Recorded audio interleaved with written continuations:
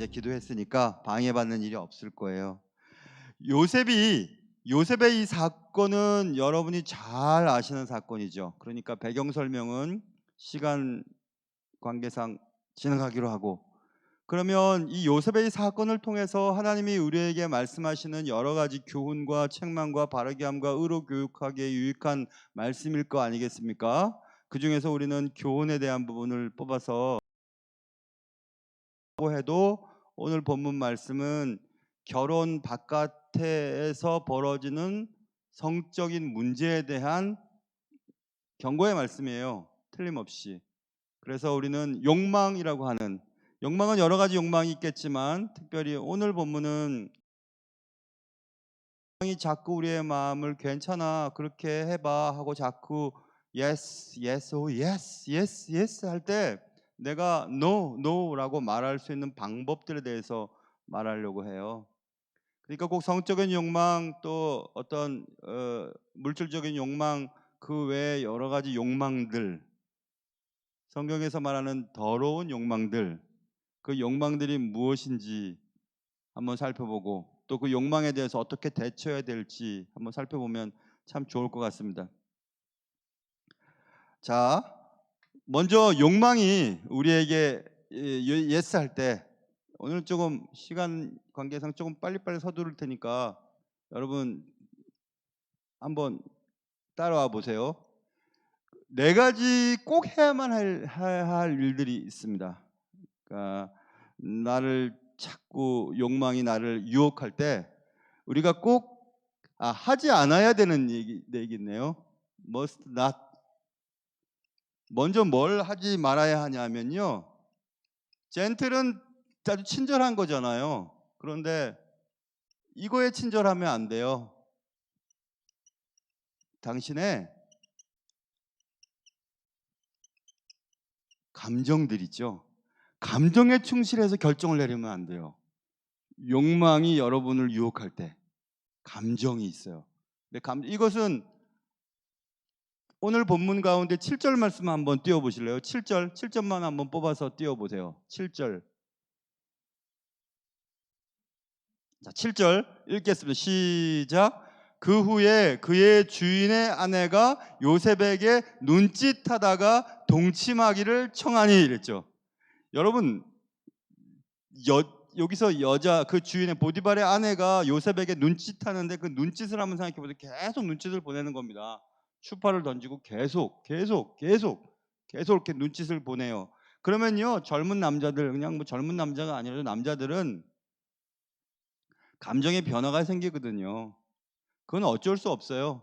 제가 오늘도 결혼 전 공부를 3부 예배 마치고 점심시간에 막 애들이랑 했는데, 제가 예전에 그 가르쳤던 신혼부부, 결혼 전 공부를 했던 커플 가운데 잊지 못하는 커플이 하나 있는데, 이 커플 가운데 한 커플은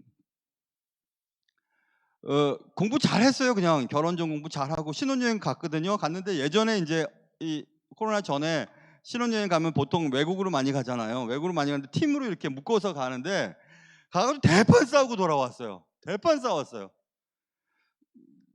그래 왜 싸우냐 니들 신혼여행 가가지고 왜 싸우냐 그랬더니 막 이 여자애가 견디질 못한 분노 때문에 막 견디지 못하는 거 있죠. 그래서 왜 그랬냐 했더니 신혼여행 갔는데 어디 뭐 이런데 뭐 하와이나 괌이나 이런 데 갔겠죠. 갔는데 여러 커플들이 이렇게 있어서 해변에서 막 이렇게 노는데 자기랑 결혼한 제가 가르쳤던 애예요. 가르쳤던 애가 선글라스를 끼고 있으니까 안 보이는 줄 알고 남의 여자를 본 거라 계속. 근데 옆에 있던 이 결혼한 여자애가 눈동자 돌아가는 걸 본 거라. 그래가지고 이 눈동자가 막 돌아가는 걸 보고 이 여자애가 남편한테 뭐 하는 거냐고 막 그렇게 막 해가지고 막 뭘 뭐하긴 뭐냐고 막 그래, 눈동자 돌아간 것 뿐이라고 막 그래서 막 싸웠어요. 싸우다가 또 그랬는데 또 섬에 가갖고 뭐 이렇게 스쿠버 다이빙 하고 뭐 하는데 여자애는 수영을 못하는데 남자애는 재밌다고 막 물에다 집어넣고 막 살려달라고 그러고 막 애들이 그냥 신혼여행 가갖고 그냥 당장 이혼해 할 정도로 막 싸우고 돌아왔죠. 근데 제가 그랬어요. 오늘도 공부하면서 남자가 예쁜 여자가 지나가거나 멋진 장면을 보면 눈이 돌아간다. 그 어쩔 수 없다. 그런데 오늘도 가르쳐 줬어요. 결혼할 애한테 너 조심해라. 그래서 너 눈이 돌아가는 거 어쩔 수 없지만 그러려면 선글라스를 진한 거를 구입을 하거나 아니면 진짜 그랬어요. 진한 걸 구입하거나 아니면 쳐다보면 안 된다. 이제는 네가 아내가 생겼으니까. 그랬더니 그렇게 하겠노라고 얘기했습니다. 여러분 자꾸 여자가 눈짓을 보내고 그래요. 그러면 어느 남자가 마음이 안 동요가 되겠습니까? 그런데 여러분 감정에 너무 감정이 흐르는 대로 난 갈 거야. 감정이 그쪽에 끌려요. 그러면 안 돼요, 여러분. 감정이 보세요. 사람이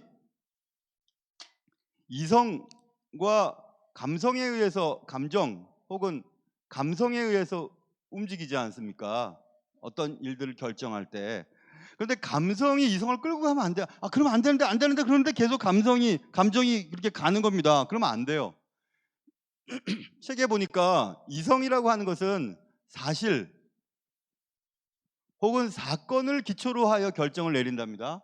이성의 작동법은 어떤 사건이나 사실에 의해서 결정을 내리는데 감정은 그런 거 없어요. 이성은 야 내가 가정이 있고 내가 애 아빠고 혹은 내가 애 엄마고 나는 그러면 안 되지. 결혼하기 전에 이러면 안 되지라고 하는 사실과 사건에 의해서 어떤 결정을 내려야 되는데 감정이 사실과 사건을 묵살시키고 그냥 끌고 가는 겁니다. 그러니까 감정에 매우 친절하게 반응을 보이면 욕망이 우리에게 예스 빨리 예스라고 얘기해라고 할 때 하고 예스 따라가게 됩니다. 감정 되게 중요합니다, 여러분. 감정. 그러나 감정에 의지해서 결정하면 안 돼요. 감정을 따라가면 안 됩니다. 특별히 욕망에 대한 부분은. 여러분 우리가 얼마나 쓸데없는 물건을 많이 삽니까? 그건 감정 때문에 그런 거잖아요. 그거 입으면 예쁠 것 같아서 구입하면 하나도 안 예쁜 거예요. 옷이 예쁜 게 아니라 모델이 예쁜 거지. 옷이 예쁜 게 아닌데 꼭 그렇게 사놓고 막 후회하고 막 파는 사람 저주하고 그러면 안 돼요. 그러니까 감정에 친절하면 안 된다. 친절해서는 안 된다. 그게 첫 번째 머스트예요. 해서는 안 될 일. 감정 쫓아가지 마세요, 여러분. 제가 말씀드립니다. 감정은 금방금방 변해요. 금방금방 변하게 되어 있어요. 두 번째 우리가 하지 말아야 할 것은 남자들 조심하십시오. 여자들도 마찬가지고 저도 조심할 테니까 절대 하지 말아야 될 게 또 있습니다. 그것은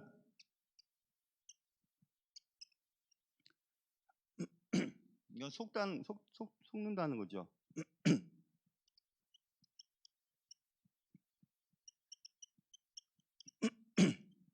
목이 아파서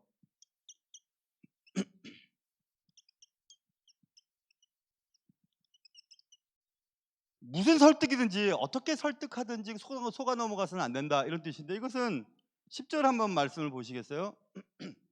10절 말씀 보세요. 같이 읽겠습니다. 시작. 여인이 날마다 요셉에게 청하였으나 요셉이 듣지 아니하여 동침하지 아니할 뿐더러 함께 있지도 아니하니라 그랬죠. 설득을 어떻게 설득을 하냐면 여기서는 특별히 성적인 부분인데 이성이 설득을 하는 거예요. 어떻게 설득하냐면 이런 거죠. 커피 한잔 합시다. 커피 한잔 하는 건 뭐 나쁘겠어요. 커피 한잔 해서 뭐 이런저런 얘기도 합시다. 그러면 이제 대화를 하겠죠. 보디발의 아내가 얘기를 하겠죠. 나는 결혼 생활이 행복하지 않아. 너도 알다시피 내 남편은 말이야 멋있는 장군이긴 한데 여자의 마음에 대해 섬세하지가 않아. 난 너무 외로워. 이런 얘기를 할 거 아닙니까? 대화를. 그러면서 자꾸 보디발의 아내는 요셉과 잠을 청하기 위해서 다양한 방법으로 설득을 해 나갈 겁니다.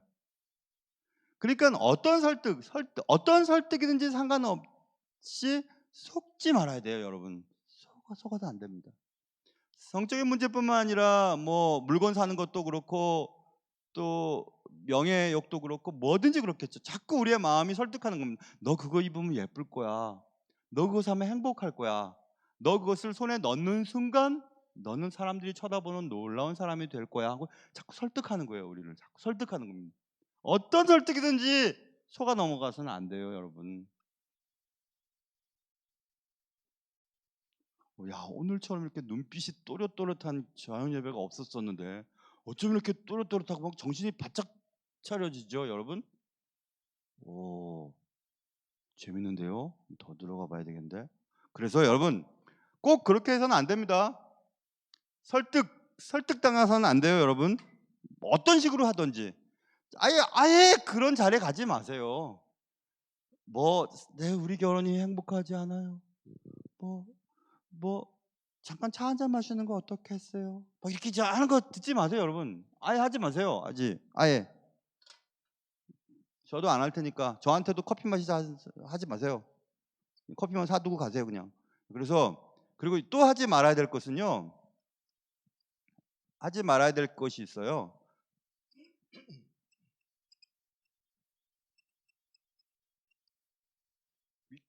위크는 약해진다는 거죠. 약해지지 말아야 되는데 뭐에 약해지지 말아야 되냐면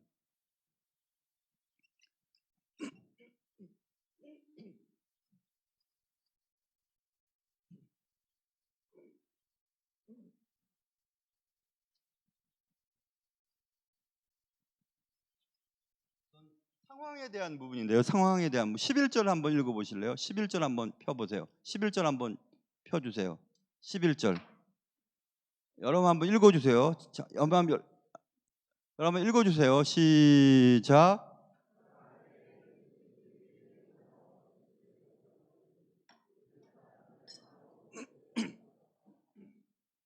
그렇게 계속 눈짓을 보내고 유혹을 하는데 마침 어느 날이 되었는데 그 집에 아무도 없는 거예요. 아무도. 보디발의 아내가 나를 잡아서 다 내보냈는지도 모르죠. 어쨌든 아무도 없어요. 상황이 그래도 될 것 같은 그런 상황을 만들어졌잖아요. 아무도 모르니까. 그러나 당신의 상황에 약해져서는 절대 안 됩니다. 상황이 내가 이러니까, 내가 상황이 외로우니까, 누군가 내 곁에 있으면 좋을 것 같으니까, 아니면 뭐 정말 사고 싶었는데 딱 보니까 1+1이에요. 그럼 진짜 사야 되겠구나. 필요 없을 때 막 사. 상황이 우리의 어떤 결정을 하게 만드는 경우들이 있거든요. 상황 보면 잘못된 선택을 하기가 쉽습니다. 사단이 그렇게 해요. 사탄이. 딱 그렇게 하게 만듭니다. 아무도 보는 사람 없고 마침 남편이 없어요. 여러분 아내가 그 아기 낳으러 갔을 때 남편이 부정 행위를 참 많이 한답니다. 마침 혼자 있으니까. 기러기 아빠들, 기러기 엄마는 없죠. 기러기 아빠들도 유혹을 많이 받는답니다. 왜냐하면 혼자 있으니까. 그리스도인들도 마찬가지죠. 여러 사람 있을 때는 감히 못할 행동을 혼자 있으면 해요. 상황이 그렇게 만들어주는 거죠. 그러니까 상황 때문에 어떤 일을 결정하면 큰 코 다칩니다. 그래서 일부러 말입니다. 일부러 어떤 연약한 결정을 하게 될 상황에 빠지지 않도록 하는 게 좋아요. 일부러라도. 제가 결혼 애들 공부 가르칠 때, 야, 특별한 일이 없으면 부부간에 떨어져 있지 말아라. 내가 꼭 그렇게 얘기합니다. 그렇게 하지 말아라. 그거 너 사단이 그 사이에 뚝 들어간다. 그러니까 어떤 일이 있어도 딱 붙어 있어라. 그런 얘기를 내가 많이 했거든요. 예전에 그 아이들 청년들 가르칠 때 말입니다.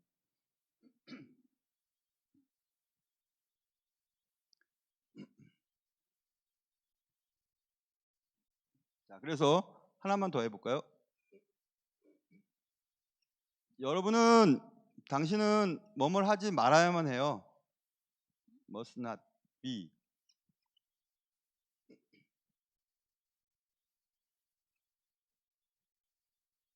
confused는 당황하는 거죠. 이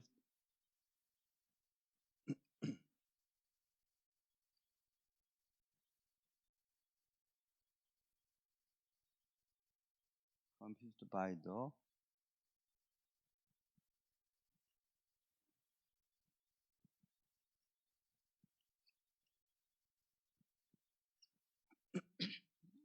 즉각적인 결과니까 눈앞의 결과에 의해서 당황스러워하지 말라는 거거든요. 이것은 12절 한번 펴보세요. 12절 한번 띄워주실래요? 12절. 자, 12절 한번 읽어보겠습니다. 시작. 그 여인이 그의 옷을 잡고 이르되 나와 동침하자. 그러나 요셉이 자기 옷을 그 여인의 손에 버려두고 밖으로 나가매. 끔찍한 일이 벌어졌어요. 지금 증거를 남겨야 했고 증거를 남기면 큰일 날 일이 생겼죠. 즉각적인 어떤 결과, 눈앞에 어떤 결과에 의해서 지금 당황스러운 일들이 발생됐잖아요. 지금 발생됐어요.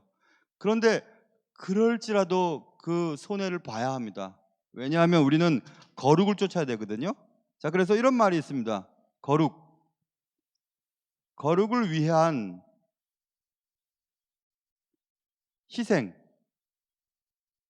희생은 손해가 아니다. 이런 말이 있어요. 그러면 손해나 희생보다 거룩을 선택하는 것이 훨씬 좋다는 얘기죠. 여러분, 어떤 상황이든지 거룩을 훼손시키는 일을 해서는 안 됩니다. 내가 아무리 좋고 아무리 이득이 생기고 제 아무리 기쁨을 누린다 해도 하나님이 우리에게 제일 바라시는 것은 거룩함이거든요. 거룩함을 위해서 살아가는 것을 기뻐하세요. 근데 거룩을 위해서 때로는 희생을 해야 되고 때로는 손해를 봐도 그것은 하나님 앞에서 절대로 손해나는 일이 아닙니다. 항상 거룩을 선택하세요. 내가 이 일을 할까 저 일을 할까, 어떤 것이 그러면 거룩한 것일까 선택하면 답이 나오잖아요. 쾌락은 바다에 떨어지는 눈처럼 그렇게 일시적이고 흔적도 없이 사라진다는 말을 합니다. 쾌락은 그렇답니다. 바다에 떨어지는 눈송이가 무슨 효과가 있겠습니까? 떨어지는 순간 사라져 버리는데, 얻는 순간, 취득하는 순간, 누리는 순간 그 사라져 버려요. 그 이후에는 죄책감과 또 관계가 뒤틀리는 것과 또 하나님으로부터 버림받을 것 같은 두려움이 찾아오거든요. 그러니까 거룩함을 선택하기 위해서 때때로 희생하고 손해보기를 감수하셔야 돼요. 그렇게 하셔야 됩니다. 눈앞에 어떤 결과에 의해 당황스러워할 필요가 없어요. 지금 요셉은 얼마나 당황스러웠겠습니까? 지금 막 옷이 벗겨지고 도망을 치고 그 이후의 사건을 보면 보디발의 아내가 막 나를 막 그렇게 하려다가 지금 내가 막 소리를 질러서 도망갔다 그러고 이게 증거라 그러고 그것 때문에 막 옥에 갇히고 막 그런 일들이 벌어지지 않습니까? 그런 손해를 감수했어요. 만약 그런 손해 보는 게 싫어서 거룩함을 선택하지 않았더라면 요셉은 보디발의 아내와 즐거운 시간을 가졌을지도 모르고 보디발의 아내의 힘을 입어서 좀 더 살기가 편했을지도 모르고 여러 가지 좋은 것들도 있었을지도 모릅니다. 그러나 요셉은 하나님께 쓰임 받지는 못했을 거예요. 우리는 결과를 알지 않습니까? 요셉의 그 결단이 얼마나 요셉을 크게 만들어 주었는지. 그 희생도 감수하셔야 돼요, 여러분. 외롭고 쓸쓸하고 괴롭고 두려워도 거룩함을 선택하세요. 아, 남들이 다 그러는데요. 뭐 요즘 청년들 그렇잖아요. 남들도 다 그러는데요. 그런 게 어디 있어요? 하나님이 그렇게 하지 말라 그러면 안 그래야 하잖아요. 예전에 정말 손잡는 것도 얼마나 제가 저는 저희 집사람이랑 주일학교 때부터 같이 자라서 뭐 성경학교도 많이 하고 수련회도 많이 가고 뭐 제가 회장할 때 부회장하고 그랬으니까 얼마나 그런 게 많이 있었겠습니까? 그런데 어느 날 청년 때 일일 기도회를 갔는데요. 어느 산 기도를 갔던 것 같아요. 갔는데 산에 이렇게 올라가는데 아마 집사람은 기억 못할 겁니다. 저는 똑똑히 기억하고 있어요. 어디 산을 올라가는데 이게 제가 회장이었잖아요. 부회장이고 그 이렇게 손을 딱 잡아줬어요. 올라오라고 손을 딱 잡아줬는데 나 이제 얘를 책임져야 되겠다 생각이 들었어요. 왜냐하면 그 손을 잡았을 때 보통 때 손 잡은 것과 달랐어요. 느낌이 왔어요. 제 느낌이. 나 이제 손을 잡았으니까 이 여자 내가 책임져야 돼. 근데 그 일이 또 있었어요. 수련회를 갔는데, 청년부 수련회를 갔는데 애들이 명숙이 아프다는 거예요. 수련회 둘째 날인가. 명숙이가 아프다고 막 그랬어요. 후배들이 막 찾아왔어요. 오빠 명숙 언니 아파요 막 그랬어요. 그래? 갑자기 내가 마음속에 알았어 하고 내가 여자애들 숙소에 방으로 갔어요. 막 달려가고, 회장이니까 회장은 갈 수 있잖아요. 회장이 가갖고 내가 뭐 했는 줄 알아요? 딱 우리 명숙이 이마에 손을 얹고 막 뜨겁게 기도했습니다. 마치 능력 있는 목사처럼 막 기도했어요.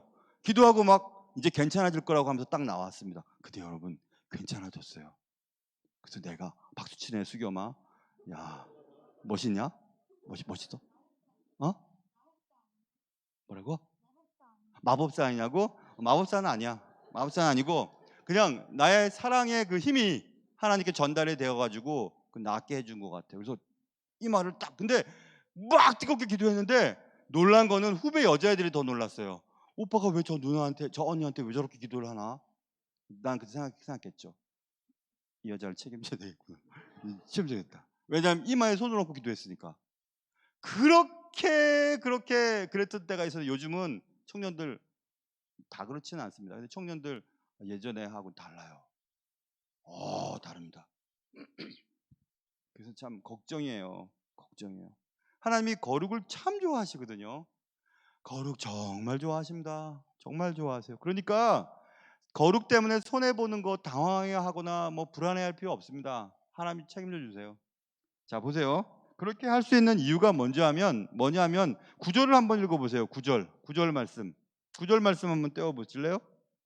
9절 읽겠습니다. 시작. 이 집에는 나보다 큰 이가 없으며 주인이 아무것도 내게 금하지 아니하였어도 금한 것은 당신뿐이니 당신은 그의 아내임이라. 그런즉 내가 어찌 이 큰 악을 행하여 하나님께 죄를 지으리까? 라고 그 보디발의 아내에게 얘기했잖아요. 근데 여기서 중요한 단어는 맨 마지막 절. 내가 이 큰 악을 행하여 당신의 주인께 죄를 짓겠습니까? 이 미세스 보디발이요. 이렇게 얘기 안 하고 내가 이 큰 악을 행하여 당신께 죄를 짓겠습니까? 이렇게 안 하고 요셉은 내가 이 큰 악을 행하여 하나님께 죄를 어떻게 짓겠습니까? 이렇게 얘기를 합니다. 그러니까 지금 요셉의 고민과 요셉의 걱정은 하나님 앞에서의 죄지, 보디발이 날 어떻게 생각할까? 보디발이 날 믿었는데, 그리고 보디발의 아내가 날 이렇게 유혹하는데 당신께, 아니면 당신의 남편에게 이렇게 생각하지 않았어요. 요셉의 걱정은 살아계신 하나님이에요. 살아계신 하나님 앞에서 어떻게 죄를 짓겠습니까? 그게 하나님 앞에서의 하나님 면전에서 코람데오의 사상이죠. 여러분, 하나님을 생각하세요. 하나님. 여러분, CCTV가 있다면 CCTV 앞에서 여러분 그렇게 하겠습니까? 그렇게 하시겠어요? CCTV가 있어 다 아는데 그렇게 CCTV보다도 더 하나님이 무력하십니까? CCTV보다도 하나님이 더 모르시겠어요? 다 아십니다. 다 아세요. 우리의 마음속도 꿰뚫어 알고 계세요. 근데 어떻게 하나님 앞에서 이렇게 큰 악을 저지르겠습니까? 하고 요셉이 그렇게 했죠. 그래서 하나님이 요셉을 이렇게 좋아하신 거예요. 그렇게. 야, 네가 이렇게 선택하면 큰 일을 당할 텐데, 어려움을 당할 텐데, 그래도 내 앞에서 죄 짓지 않으려고 애를 썼구나. 오케이. 그 내가 널 크게 사용해 줄게. 이렇게 하신 거죠.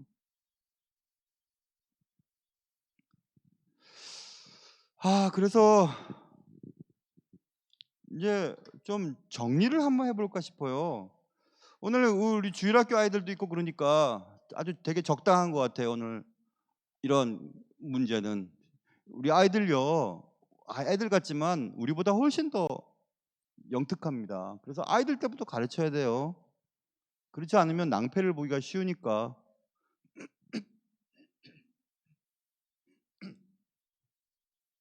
자, 보세요.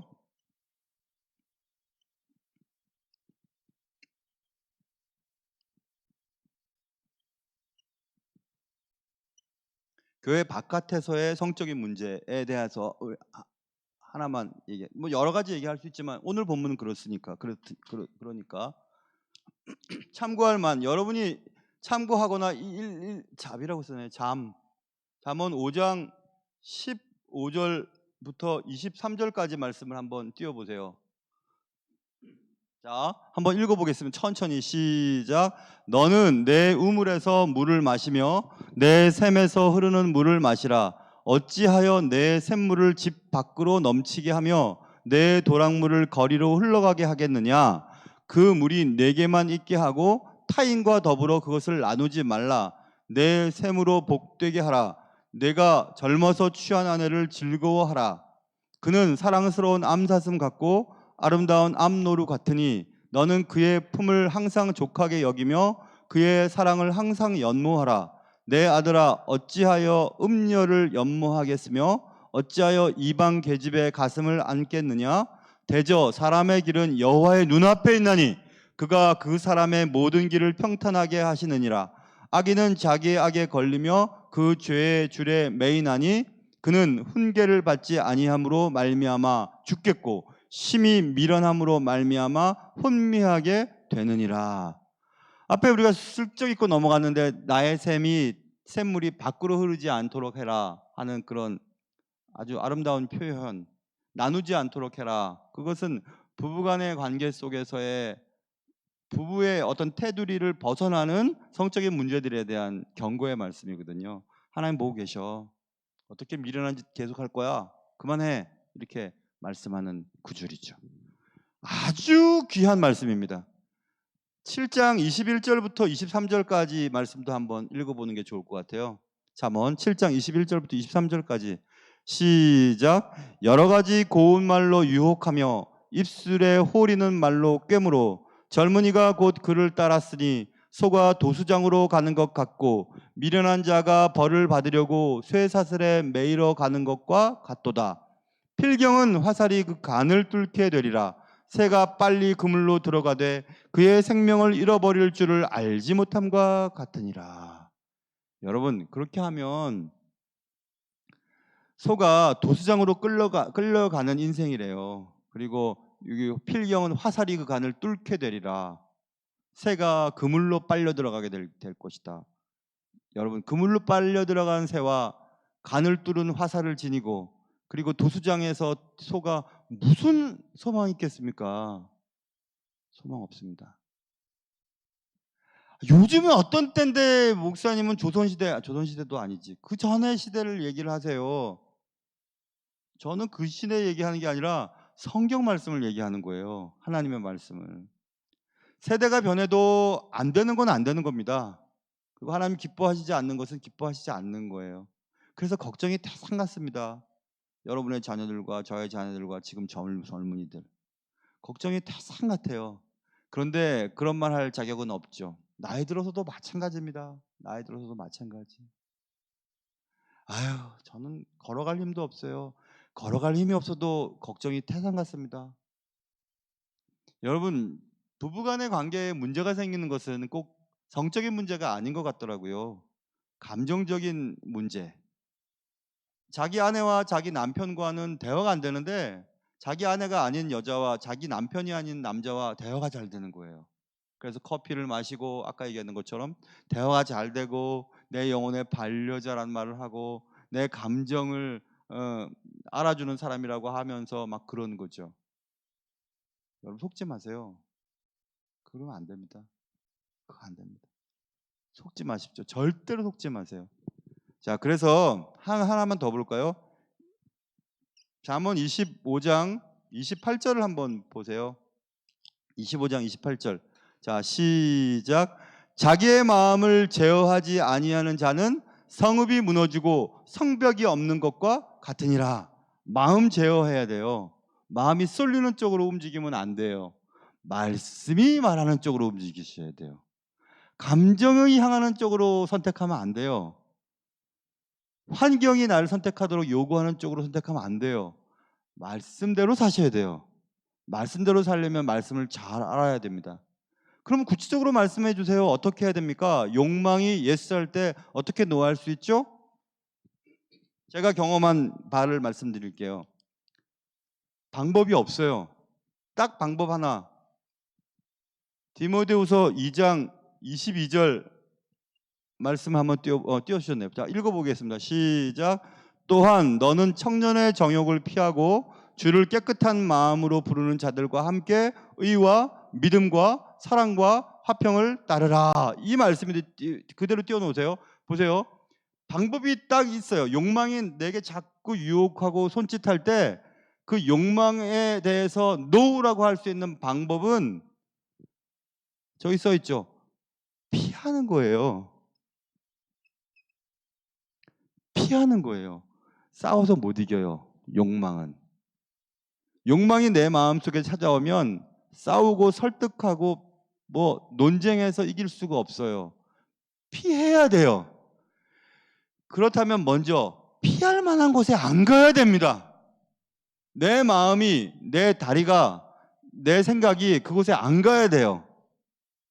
만약 갔다면 피하세요, 빨리. 거기서 빨리 나오셔야 돼요. 그리고 어떻게 해야 되는가? 주를 깨끗한 마음으로 부르는 자들과 함께 도와주는 사람이 필요하죠. 나의 거룩함을 유지해주고 나에게 얘기해주고 경고해주고 그럴 사람들과 함께 의와 믿음과 사랑과 화평을 쫓는 겁니다. 피하고 쫓는 거예요. 피하고 쫓는 거예요. 방향을 틀어버리는 거죠. 그럴 때 비로소 욕망이 찾아와서 야야야 괜찮아 괜찮아 괜찮아 괜찮아 말할 때 no 그럴 수 없어 라고 말할 수 있는 것입니다. 사랑하는 성도 여러분, 아무도 믿지 마세요. 아무도. 자기 자신도 믿지 마세요. 나는 안 그래. 아니 그런 거 없어요. 나는 절대 안 그래. 그런 거 없어요. 그래서 자꾸 보호망을 치셔야 돼요. 보호망 치세요. 남자들 여자들도 자신이 결혼했다고 하는 사실들을 늘 생각할 수 있도록 결혼 반지도 꼭 끼십시오. 결혼 반지 끼는 거 누가 좋아합니까? 귀찮은데. 얼마나 귀찮은지 몰라요. 늘 신경 쓰이니까. 근데 끼는 것은 내 자신을 위해서도 그렇고 다른 사람을 위해서도 보여주는 거죠. 저 사람 나 결혼한 사람이에요. 나는 사랑의 수갑을 차고 있어요. 그리고 배우자의 사진을 항상 갖고 다니십시오. 그리고 배우자를 항상 생각하세요. 그리고 힘이 들고 어려웠을 때 말이 안 통해도 배우자와 얘기를 하세요. 오늘은 특별히 욕망 중에서 성적 욕망에 대한 부분으로 좀 집약해서 설명했는데 성적 욕망뿐만 아니라 물질적인 욕망이나 또 감정적인 또 명예욕이나 그 모든 것들도 동일하게 적용할 수 있는 방식이에요. 사랑하는 성도 여러분, 요즘 같은 세대에 거룩함을 유지한다는 것은 쉬운 일은 아닙니다. 거룩함이라고 하는 주제로 얘기를 하면 낡아빠진 얘기라고 할 시대가 되었습니다. 청년들에게 거룩함을 강조하고 제가 청년 설교가 갖고 아까 같은 그런 얘기 진짜 재밌는 얘기 많거든요. 그런 얘기하면 막 웃어요. 막 웃습니다. 그리고 속으로는 미쳤군 미쳤어 저렇게 어떻게 살아. 아니에요 여러분. 그랬더니 저는 제 아내가 제 첫사랑이라고 말씀드렸잖아요. 처음 마음을 줬던 여자죠. 제 아내는 제가 세 번째입니다. 세 번째예요. 너무너무 손해인 것 같으나 저는 너무 좋아요. 너무 좋아요. 뭐 세 번째든 네 번째 상관없습니다. 지금 여러분과 함께 살고 있는 아내와 남편을 세상 최고라고 여기지 않으면 금방 넘어지거든요. 누구든지 예외일 수 없어요. 저는요 바람은 안 핍니다. 바람은 마음의 바람도 포함되는 거고 감정적인 동의, 상대방과 동의하고 맞장구 치는 것도 바람입니다. 여러분 해보세요. 여자들 금방 합니다. 그리고 무척 싫어합니다. 그런 거 하지 마세요. 그냥 아내하고 남편하고만 잘 지내십시오. 욕망이 예스 예스라고 우리에게 요청할 때 노라고 계속 말하세요. 그리고 그런 자리에 아예 가지 마세요. 피하세요. 그리고 의와 믿음과 화평을 함께 쫓는 사람들과 함께 지내세요. 좋은 분들과 함께 지내세요. 그러면 훨씬 낫습니다. 그리고 자기의 그런 부분들을 체크해주고 관리해줄 수 있는 좋은 분들과 교제를 많이 하세요. 그럼 참 좋습니다. 제가 저희 부부들과 교제하는 젊은 부부들, 또 예전에 가르쳤던 애들 자주 찾아와서 부부끼리 밥 많이 먹어요. 그러면서 이런저런 얘기 많이 하죠. 그리고 제가 언제나 그런 얘기합니다. 야, 이 녀석들아, 남자가 잘해야 된다. 남자가 잘해야 된다. 남자 잘해야 된다. 남자 잘해야 된다. 네 아내를 최고의 여자로 생각해라. 최고의 여자로 생각해라. 그런 얘기 매번 합니다. 우리 부교육자 목사님들한테도 그런 얘기 진짜 많이 합니다. 아내한테 좀 잘해줘라. 아내한테 잘해. 그래서 교회 잘못 왔다고 생각하는 부목사도 계세요. 우리 아내가 몰랐던 것을 깨닫게 됐답니다. 그러면서 어려운 문제지만 한번 마지막까지 여러분 이 문제에 대해서 깊이 생각하고 또 덫에 걸리지 않았으면 참 좋겠습니다.